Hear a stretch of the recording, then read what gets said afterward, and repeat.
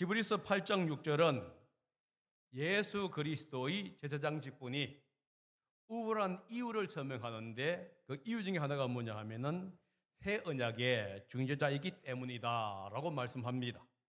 그렇다면 왜 새 언약이 생겨나게 되었나 하는 거예요. 그리고 이 새 언약의 내용은 무엇이었을까? 우리는 여기에 궁금점을 가집니다. 오늘은 새 언약이 나오게 된 배경과 새 언약의 내용에 대하여 말씀드리겠습니다.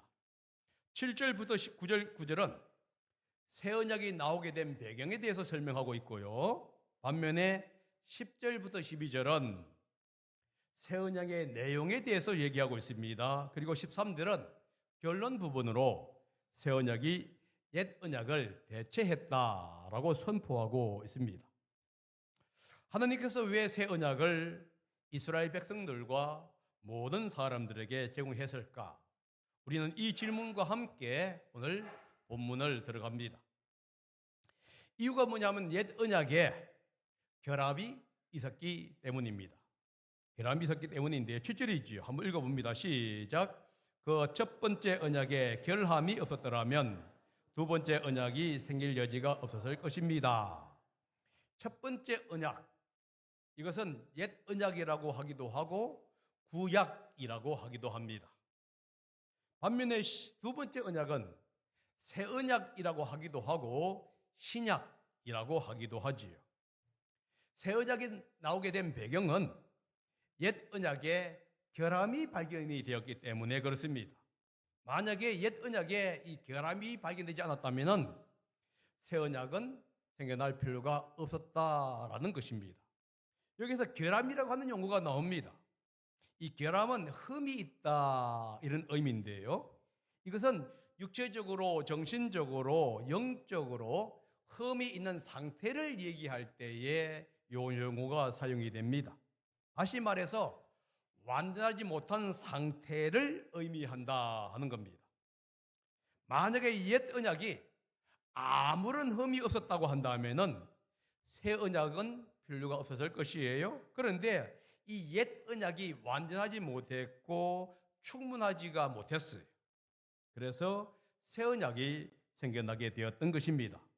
그렇다고 한다면은 옛 언약이 완전하지 못하다고 얘기했는데, 흠이 있다고 얘기했는데 어떻게 그것을 알 수가 있느냐 하는 질문을 우리는 던지게 되겠지요.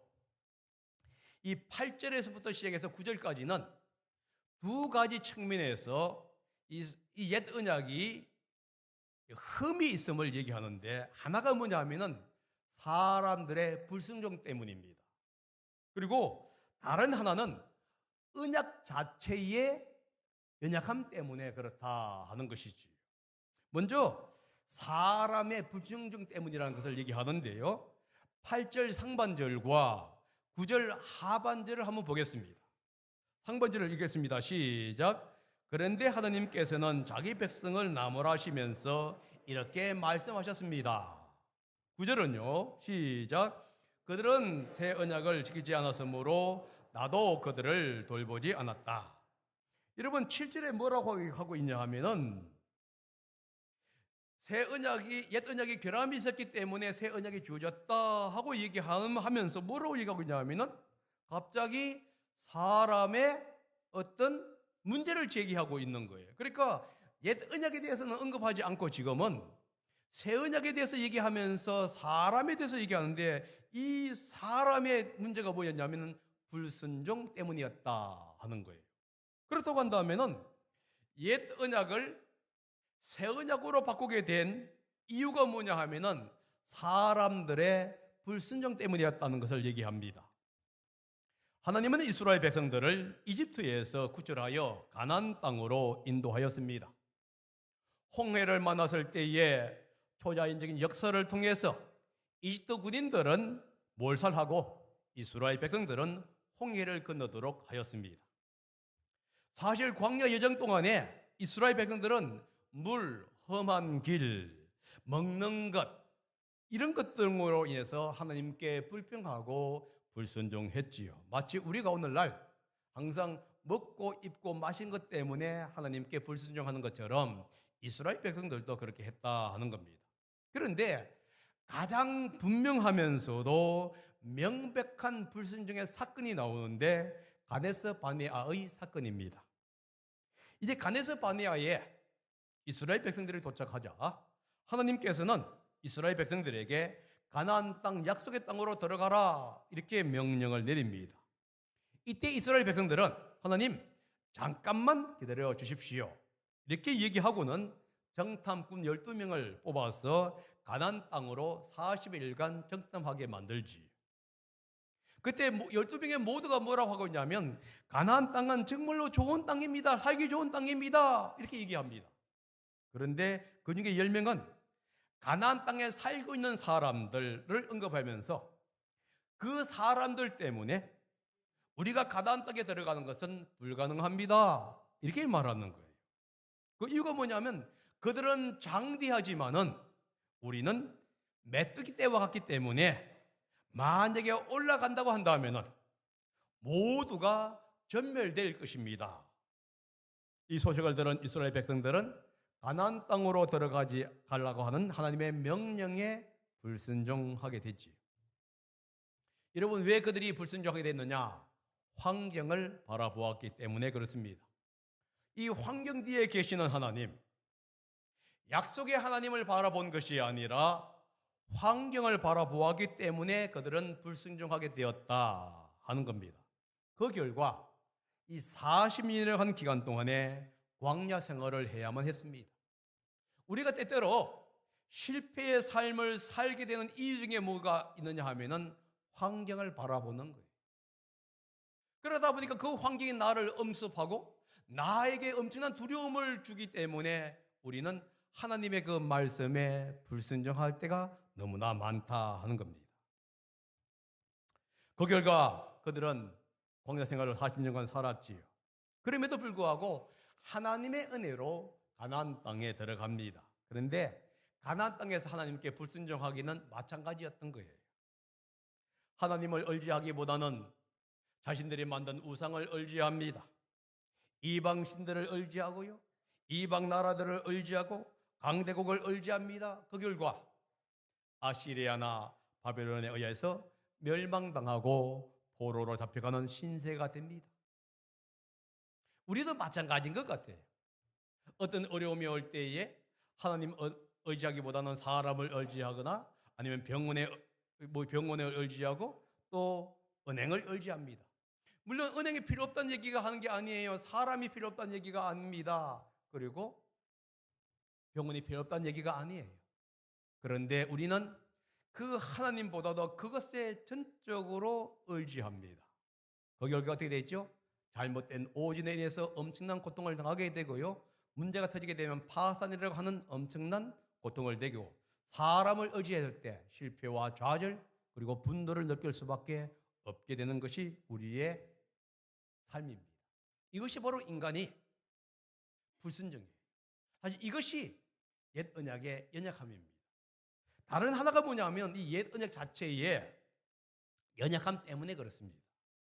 조금 전에도 얘기했듯이 사람은 하나님의 말씀에 순종할 수 있는 능력이 없어요. 순간적인 감동으로 순종은 합니다. 그러나 돌아서면 불평하고 돌아서면 불순종하는 것이 우리 인간의 모습이잖아요. 우리 마음속에 사랑과 분노가 있습니다. 기쁨과 불편함이 있어요. 이것이 동시에 존재하는 것이 뭐냐?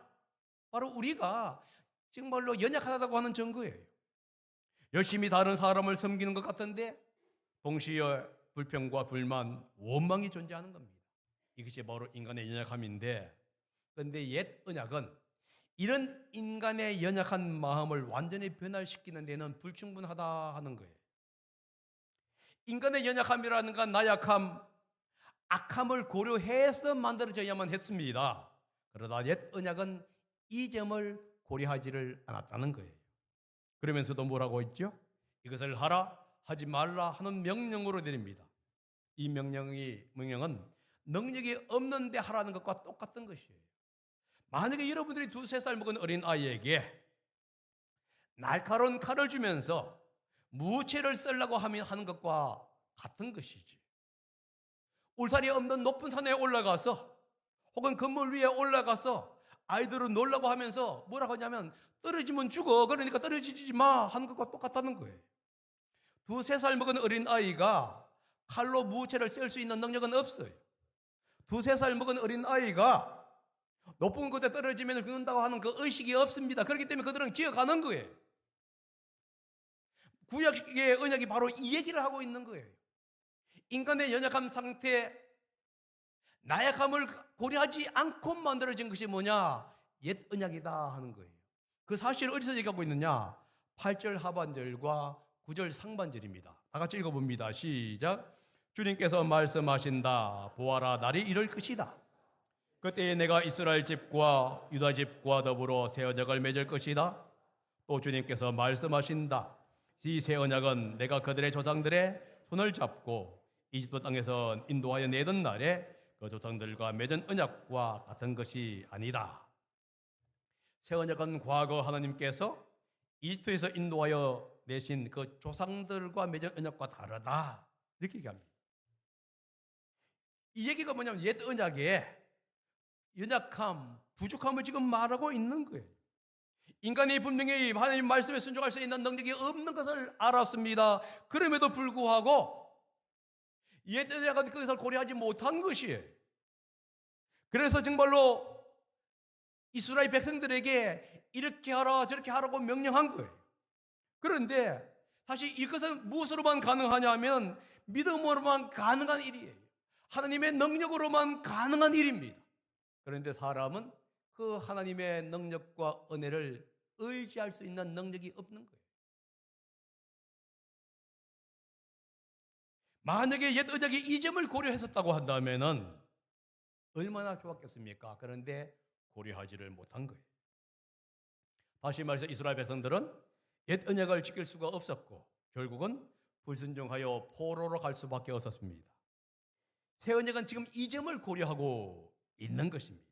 다시 말해서 옛 언약이 고려하지 못했던 그 부분들, 인간의 연약함을 새 언약이 지금 보충해주고 있다는 거예요.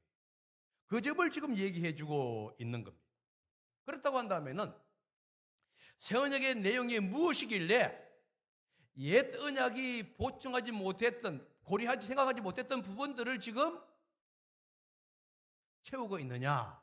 우리는 이 질문을 던질 수가 있게 됩니다. 10절과부터 12절은 네 가지 관점 속에서 옛 언약이 고려하지 못했던 부분들을 지금 이야기해 주는데 첫 번째가 뭐냐? 돌판과 마음의 차이입니다. 옛 언약은 시내에서 받은 돌판 위에 새겨졌습니다. 반면에 새 언약은 마음에 새겨졌지요. 10절에 그 사실을 합니다. 한번 읽어봅니다. 시작. 그날 뒤에 내가 이스라엘 집과 맺은 언약을 이것이니 나는 내 율법을 그들의 생각에 넣어주고 그들의 마음에다가 새겨주겠다. 이스라엘 백성들도 하나님의 율법을 알았어요. 그런데 그들이 안 것은 뭐냐? 돌판에 새겨진 문서로서만 알았습니다. 여러분, 옛 언약이 흠이 있었던 이유가 뭐냐 하면은 그것이 외형적인 행위를 요구했다는 것이에요.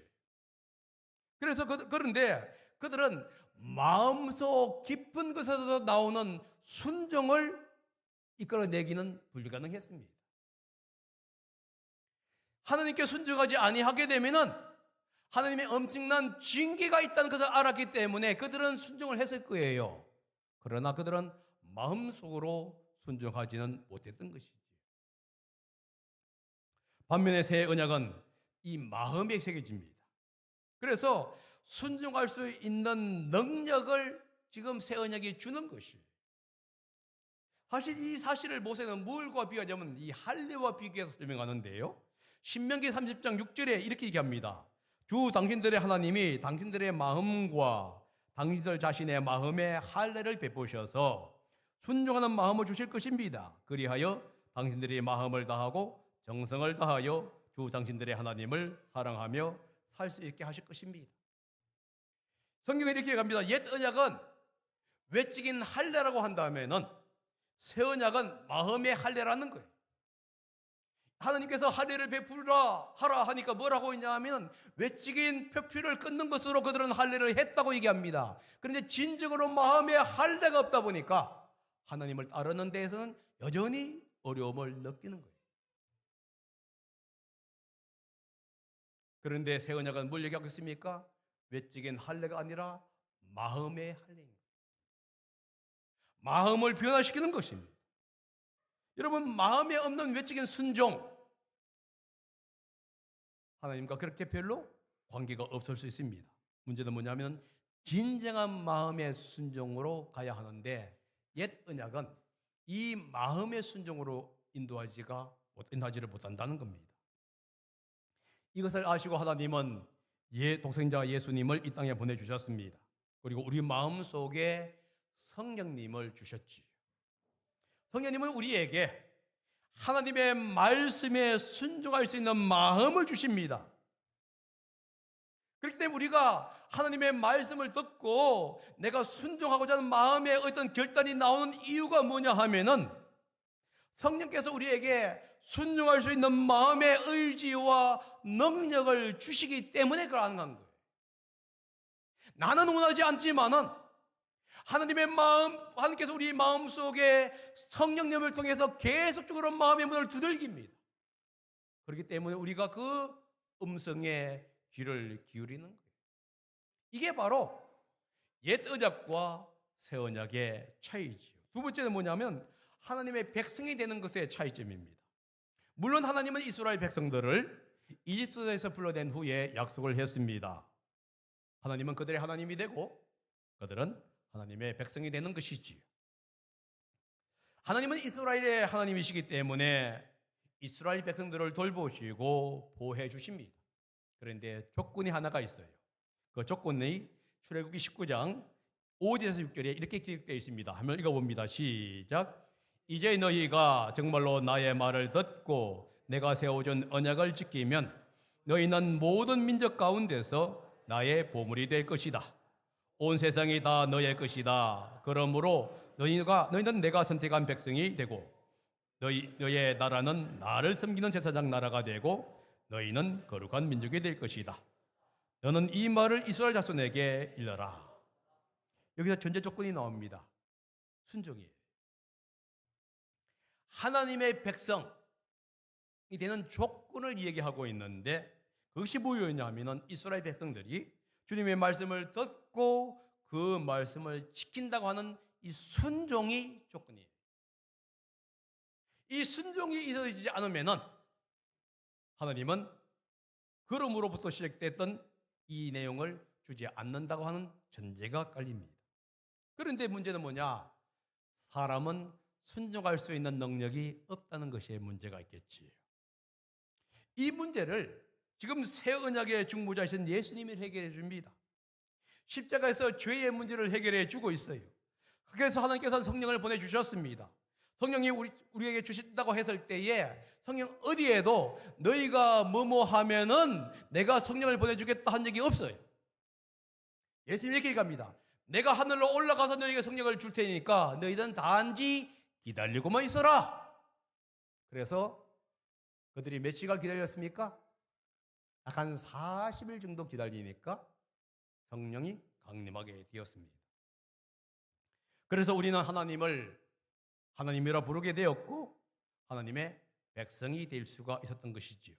그런데 이것이 발전이 됩니다. 우리는 하나님을 단순히 하나님이라고 부르는 것이 아니라 하나님 아버지라고 부르게 되고 그리고 그러므로 인해서 우리는 하나님의 자녀가 되는 거예요.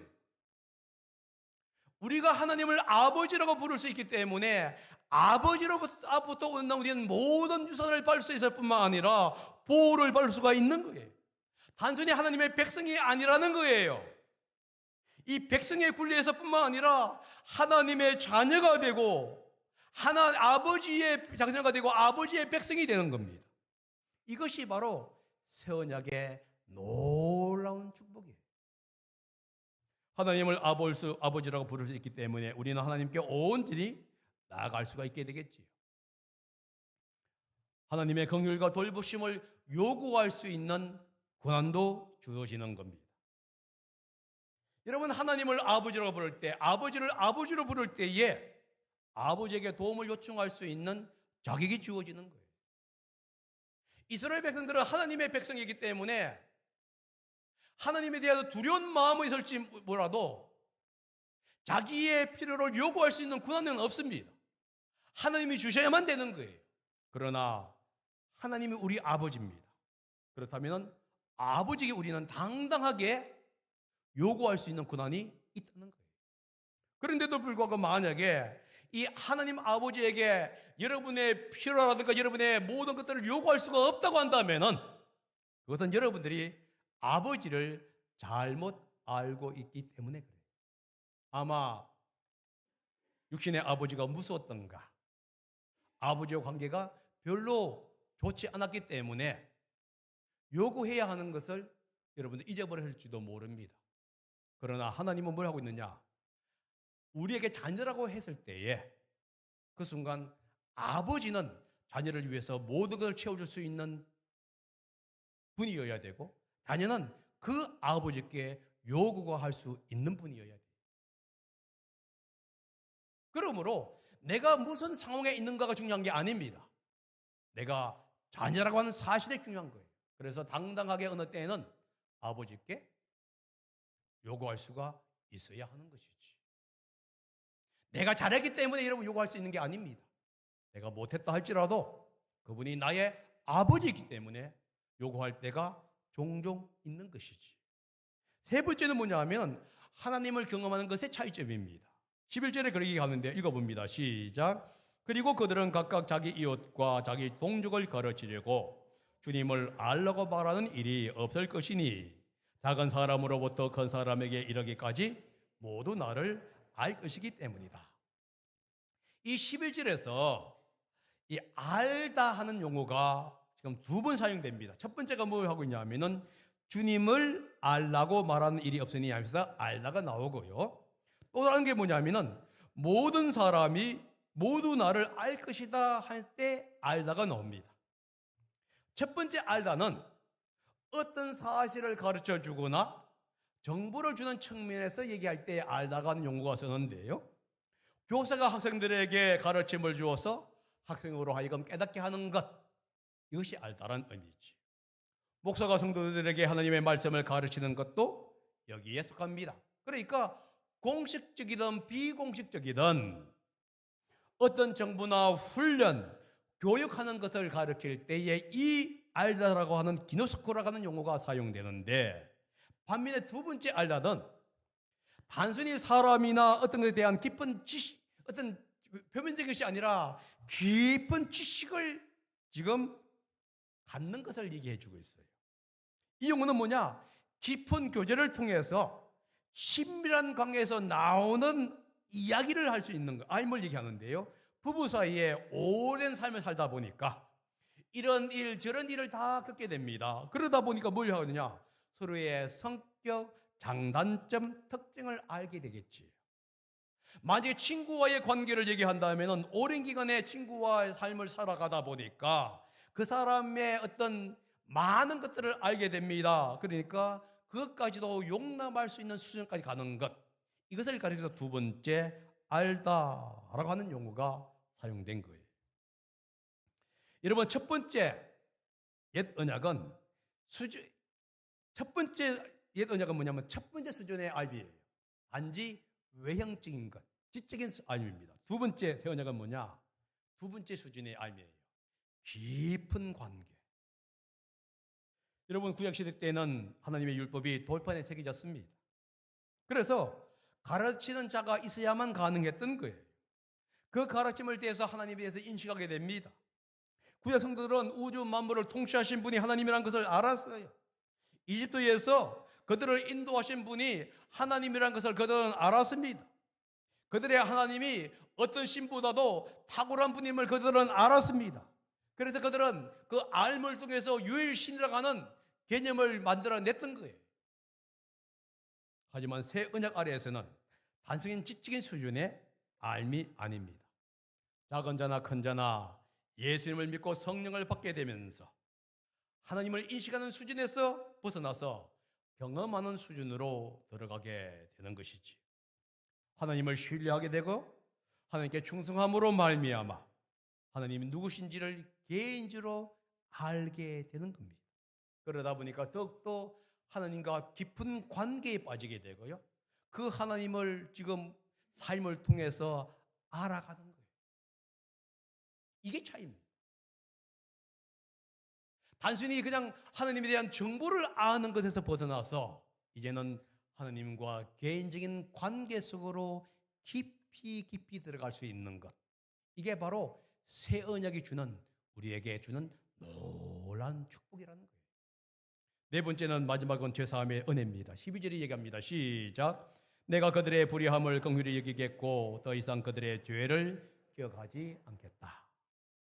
하나님은 우리 죄나 불의를 기억하지 않고 긍휼히 여겨서 용서해 주신다, 이렇게 말씀하지요. 옛 언약은 이 죄의 문제를 완전히 해결할 수 있는 것이 아닙니다. 그래서 매년 제사를 드려야겠지요.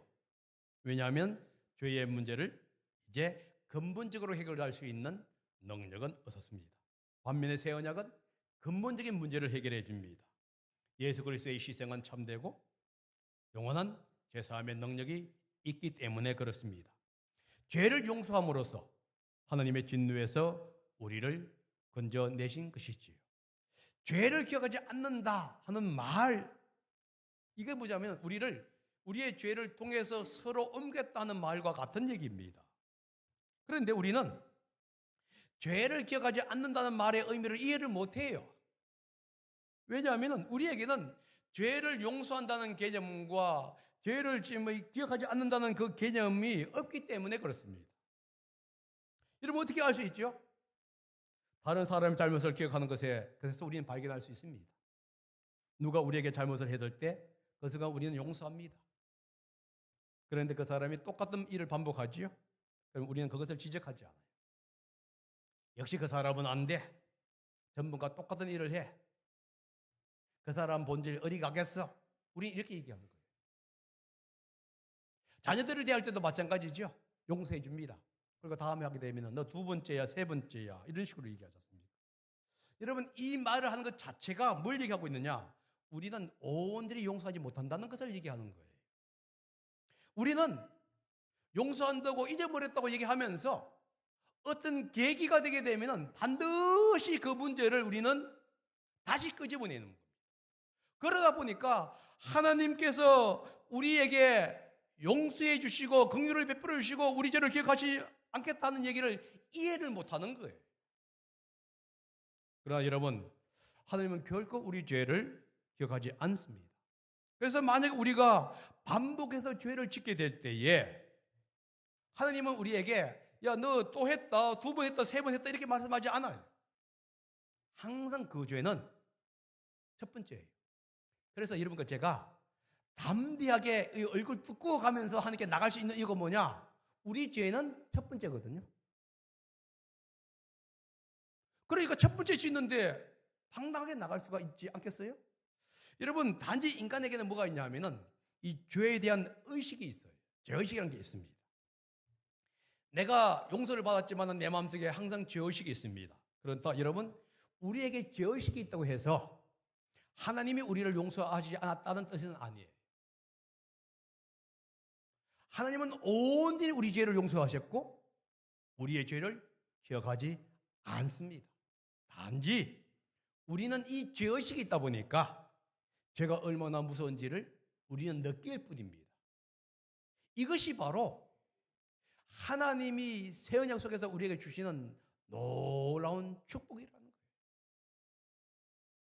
만약에 여러분들과 제가 하나님께서 죄를 용서하지 아니하고 기억하신다고 하게 되면 우리가 주님께 나갈 수 있겠습니까? 똑같은 죄를 아마 수천 번 지을 수도 있는 게 아니겠습니까? 그러나 하나님 앞에서는 수천 번이 아니라 우리에게는 수천 번일지 몰라도 하나님 앞에서는 첫 번째인 거예요. 그것이 주님께 뭐라 했느냐? 내가 죄를 영원히 기억하지 않겠다. 그러니까 여러분과 저는 낯뜨거울 필요가 있어요. 그래서 주님께 나갈 수가 있는 겁니다. 여러분, 옛 언약은 연약해요. 그래서 인간을 변화시킬 수 있는 능력이 없습니다. 그래서 성경은 뭐라고 있냐? 낡고 사라진다. 반면에 새 언약은 새롭습니다. 왜냐하면 우리를 위해서 십자가를 가신 예수님께서 새 언약의 중재자이시며 대제사장이 되시기 때문입니다. 그래서 이 새 언약은 옛 언약이 할 수 없는 그 부분을 하신다 하는 겁니다. 여러분, 예수님이 오신 목적은 우리에게 영원한 생명을 주시고 이 땅에서 풍성한 삶을 살게 하기 위해서입니다. 그런데 우리에게는 그렇게 할 수 있는 능력이나 의지가 없지요. 그래서 어려운 일을 당하고 힘든 일을 당하게 되면 자포자기하는 것이 우리의 삶입니다.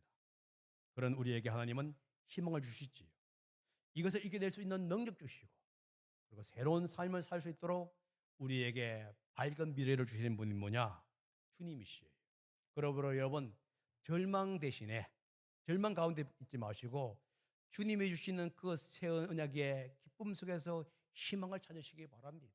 그리고 힘들지만은 이겨내시기 바랍니다.